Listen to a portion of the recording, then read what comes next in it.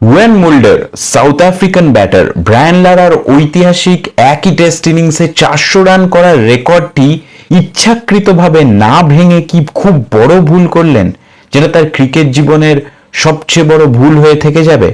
আপনারাই ডিসাইড করুন। ঘটনাটা আমি শুধু বলছি।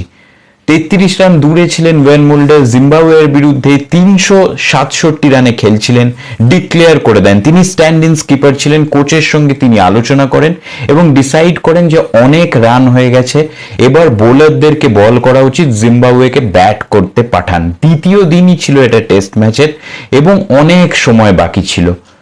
তিনি ডিসাইড করেন এটাও যে ব্রায়ান লারার মতো লেজেন্ডারি এই রেকর্ডটি রাখা উচিত, তাই জন্য তিনি ডিক্লেয়ার করে দেন। কিন্তু এতটাই টাইম থাকা সত্ত্বেও এই রেকর্ডটি তিনি অতিক্রম করলেন না। এটা কি এই কারণে যে জিম্বাবুয়ের মতো সেই রকম কঠিন প্রতিপক্ষ নয়, কমজোরি দলের বিরুদ্ধে তিনি এই রেকর্ডটি চাননি? সেটা কোনোদিনই আমরা জানতে পারবো না, কিন্তু এই রকম সুযোগ খুব কমই আসে।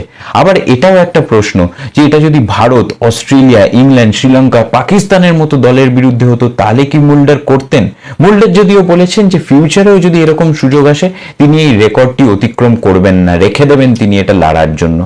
রেকর্ড ভাঙার জন্যই কিন্তু তৈরি হয়, তাই জন্য হয়তো লারা খুব একটা দুঃখিত হতেন না এটা ভেঙে গেলে।